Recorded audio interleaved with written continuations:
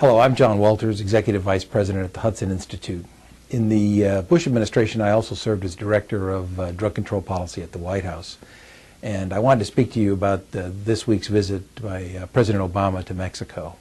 This is a very important step in establishing the continued support of the United States for the struggle that President Calderon has bravely launched in Mexico against the criminal mafias and their terrorism that threatens to swamp some of the institutions of his government.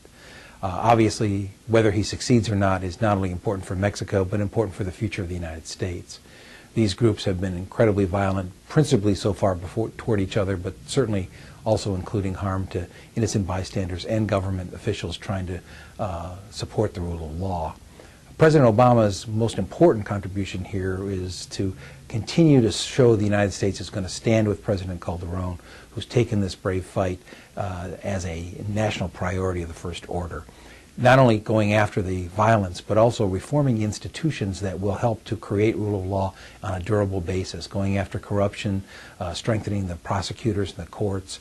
We've offered to provide some support that began during the Bush administration and has been continued by the Obama administration, both in terms of vital equipment, armored vehicles, and training to protect government officials who are threatened here, but also helicopters and some other equipment and training that would allow them to better apprehend heavily armed and dangerous criminal leaders. President Calderon has already extradited some of these people who were captured in the past to the United States, which is an important step to prevent them from intimidating the criminal justice system in Mexico. This needs to continue, and what the Obama administration did most importantly with the visit of Secretary of State Clinton earlier and this visit by President Obama is show that we stand shoulder to shoulder, and we're going to bring the resources and integration together to break the back of these organizations. The other part of this is obviously the attack on the parts of the organizations that are in the United States, selling drugs, engaging in all kinds of criminal activity, including some violence and kidnapping on our side of the border.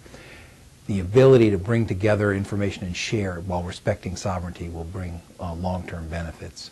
Still, the challenge in part for the administration is to continue to release and move resources quickly.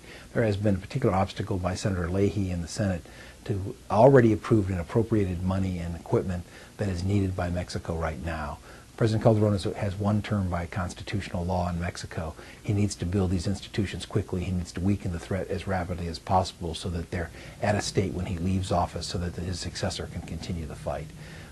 Time in bickering and congressional inaction is irresponsible and dangerous in the first degree.